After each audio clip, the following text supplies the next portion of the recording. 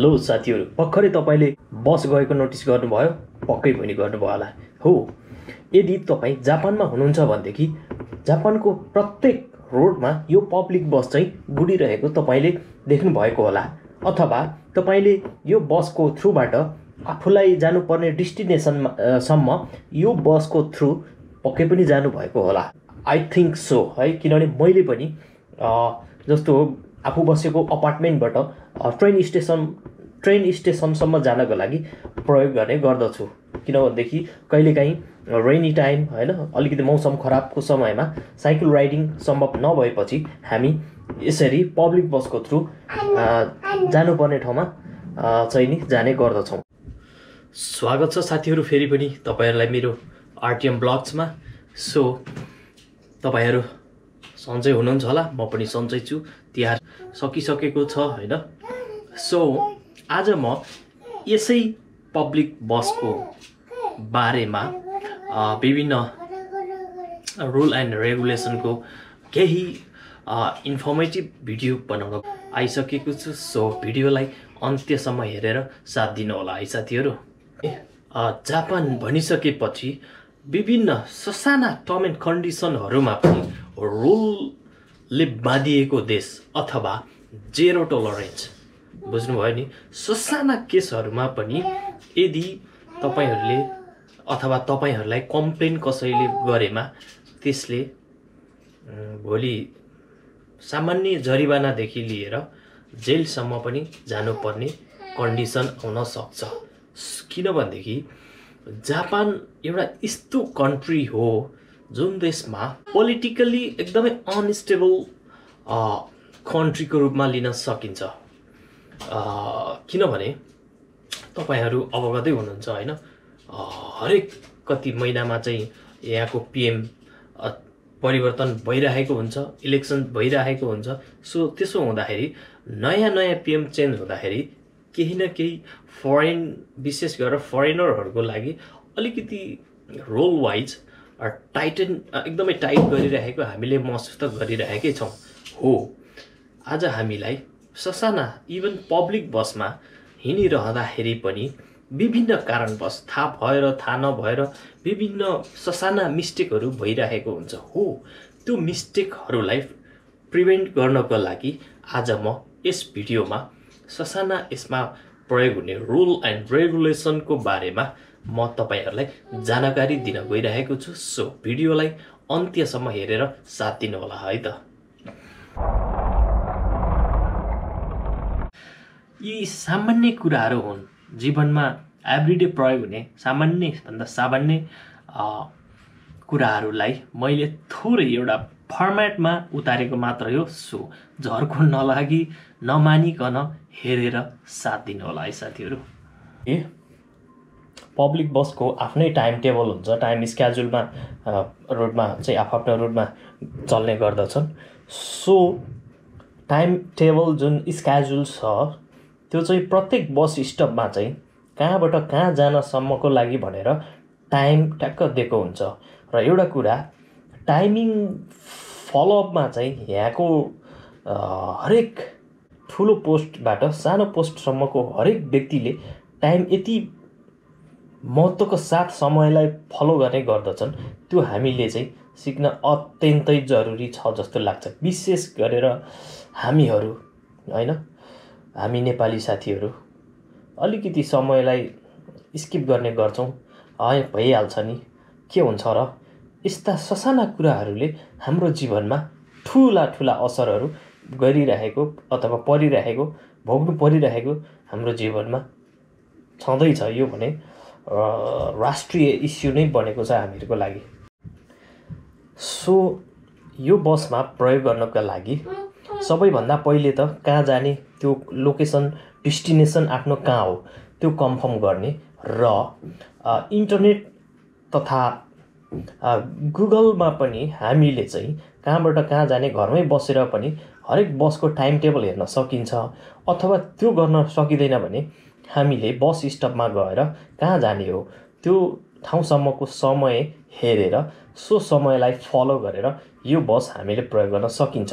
र destination confirm भइसकेपछि हामीले त्यो बस स्टपमा लाइनमा बस्नुपर्ने हुन्छ। सबैभन्दा पहिले लाइन यस्तो रो हुन्छ, त्यहाँ हामीले कुनै पनि लाइन पङ्क्तिलाई नबिगारिकन जो अगाडि गएको हुन्छ ऊ अगाडि नै हुन्छ र सेकेन्डमा जाने सेकेन्डमा, थर्डमा थर्ड रो, यसरी नै लाइनबद्ध तरिकाले पब्लिक बसको लागि हामीले लाइनमा पर्खिनुपर्ने हुन्छ जबसम्म बस आइपुगेको हुँदैन। सो लाइनमा बस्दाखेरि पनि ध्यान दिनुपर्ने कुराहरू, एकले अर्कालाई डिस्टर्ब नहुने गरी डिस्टेन्स मेन्टेन गरेर बस्नुपर्ने हुन्छ लाइनमा। त्यसै गरी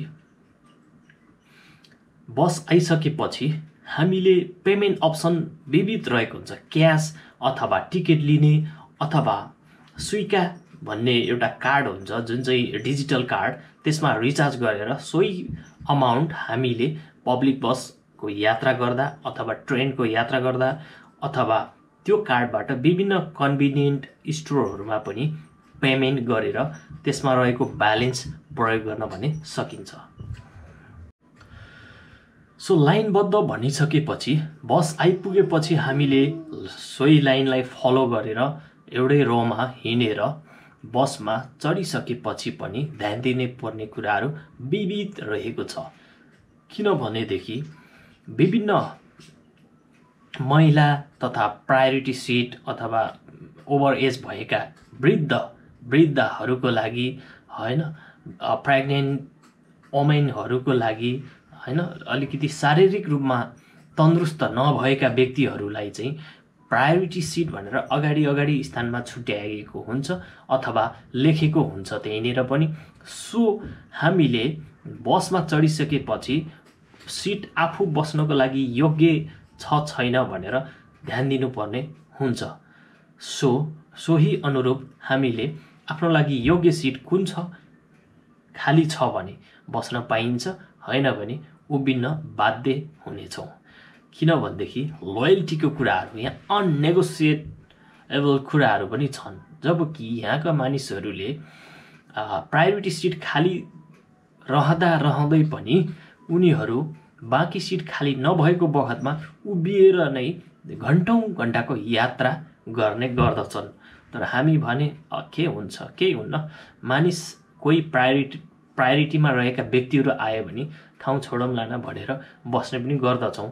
त्यो चाहिँ अलिकति कन्डिसन हेरेर होइन, म बस्न पाइन्छ नै भनेर त भन्दिनँ, बट कहिलेकाहीँ कस्तो हुन्छ भनेदेखि कन्डिसन हेरेर पनि मानिसहरू बस्ने गर्दछन्। तर म भन्छु प्लिज नबस्न पनि सक्नुहुनेछ। पेमेन्टको कुरा गरिसकेँ मैले। कुनै बसमा भने वान टचमै पेमेन्ट सक्सेस हुन्छ, बट कुनै बसमा भने हामीले जानुपर्ने डेस्टिनेसन पुगिसकेपछि बसबाट ओर्लिने क्रममा पेमेन्ट गर्नुपर्ने हुन्छ। यो चाहिँ विभिन्न अप्सन रहेका हुन्छन्। हरेक बसमा फरक सिस्टम हुने गर्दा तपाईहरूले प्रयोग गर्दाखेरि पक्कै पनि थाहा पाउनु भएकै होला, होइन त कि कसो। कहिलेकाहीँ हाम्रो सुइका अथवा डिजिटल कार्डमा ब्यालेन्स सकिएको अवस्था पनि हुनसक्छ। सो कन्डिसनमा चाहिँ हामीले गाडी गुड्नुभन्दा अगाडि, गाडी हिँड्नुभन्दा अगाडिको समयमा ड्राइभरलाई ओनेगाइसिमास गर्न सकिन्छ अथवा ओनेगाई गर्न सकिन्छ भनेको रिक्वेस्ट गर्न सकिन्छ। जुन कार्ड रिचार्ज गर्नको लागि, त्यसको लागि भने तपाईँसँग क्यासको तर्जुमा भने गर्नुपर्ने हुन्छ पहिले नै। सो कति रिचार्ज गर्ने सो अमाउन्ट बताएसँगै तपाईँको कार्ड सोही बसबाट पनि रिचार्ज गर्न सकिनेछ। अब बसमा यात्रा गर्दाखेरि ध्यान दिनुपर्ने केही महत्त्वपूर्ण कुराहरू, जस्तो तपाईँले गाडी चढिसकेपछि अथवा सिटमा बसिसकेपछि कसैलाई पनि डिस्टर्ब हुने गरी यात्रा गर्न मिल्ने छैन। किनभने विभिन्न रुल एन्ड रेगुलेसनको बारेमा त्यो बसमा पनि डिजिटल बोर्डहरूमा डिस्प्लेहरूमा देख्न सक्नुहुन्छ र कतै लेखिएको पनि हुन्छ। बसिसकेपछि तपाईँले स्मार्टफोन लाउड साउन्डमा प्रयोग गर्न पाउने हुने छैन। पब्लिक बसमा कुनै पनि पब्लिकलाई डिस्टर्ब हुने गरी नोइजी गर्ने, होहल्ला गर्ने, गफ गर्ने, साथीभाइ हुँदाखेरि गफ गर्ने अथवा फोनमा कुरा गर्ने, यी यावत कुराहरू हामीले गरिरहेका हुन्छौँ। सो कुराहरूलाई बन्देज गरिएको छ, कृपया नगरिदिनु होला।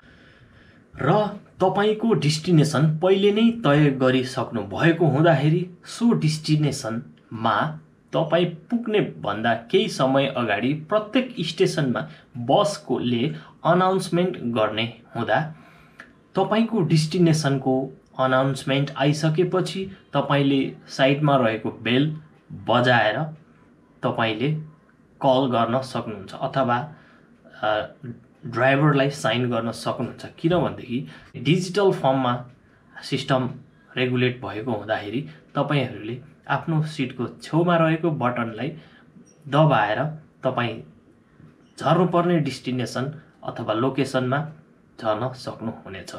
र यदि इमर्जेन्सी बटन पनि राखिएको हुन्छ तपाईँलाई त्यस्तो, किनभनेदेखि लाइफ हो, जे पनि हुनसक्छ, कुनै पनि समयमा के पनि हुनसक्छ। सो समयको लागि चाहिँ इमर्जेन्सी बटन राखिएको हुन्छ। सो बटनलाई पुस गरेर तपाईलाई भएको केही समस्याहरू माइक्रोफोन अथवा तपाईको साइडमा एउटा माइक पनि हुने गर्दछ जुन चाहिँ ड्राइभरको सिटबाट डाइरेक्ट कनेक्ट भएको हुँदाखेरि कहिलेकाहीँ सो कन्डिसनमा चाहिँ ड्राइभरसँग टक गरेर अथवा बात गरेर पनि तपाईको इमर्जेन्सीलाई रिक्वेस्ट गर्न सक्नुहुनेछ। यी त थिए हामीले जापानमा पब्लिक बस प्रयोग गर्ने क्रममा फलो गर्नुपर्ने विभिन्न रुल एन्ड रेगुलेसनको बारेमा, लगायत विविध कन्डिसनका कुराहरू, पेमेन्ट अप्सनका कुराहरू, लाइनको कुराहरू, टाइम टेबल हैन, बस स्टपको विभिन्न रुल रेगुलेटको बारेमा मैले केही जानकारी दिने कोसिस गरेको छु। सो तपाईहरूले पनि विशेष गरेर सम्पूर्ण साथीभाइहरूले यो बसमा यात्रा गर्दाखेरि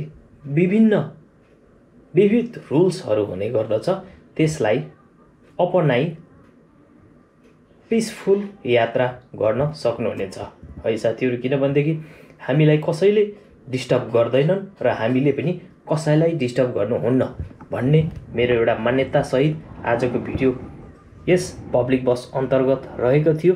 भिडियो कस्तो लाग्यो प्लिज हेरिसकेपछि लाइक कमेन्ट अवश्य गर्नुहोला। And if you are new on this video please do subscribe to this YouTube channel RTM blogs. So अन्तमा के भन्न चाहन्छु भनेदेखि साथीहरू, भिडियोलाई प्लिज एक लाइक एक सब्सक्राइब यदि तपाईहरू नयाँ हुनुहुन्छ भने, र कस्तो लाग्छ कमेन्ट पनि गर्नुहोला। सो मलाई मोटिभेट मिल्नेछ, राम्रो लाग्छ नराम्रो लाग्छ, सुधार्नुपर्ने कुराहरू विविध कुराहरू हुन सक्छ, please comment down below. And if you are new, yes please do subscribe to this YouTube channel RTM Blogs। र मलाई विभिन्न एंगलबाट फिडब्याक दिन सक्नुहुनेछ। I'm just beginner on this platform by the way। and yes, सम्पूर्ण साथीहरूको दिन शुभ रहोस्। By by, have a good day, see you again।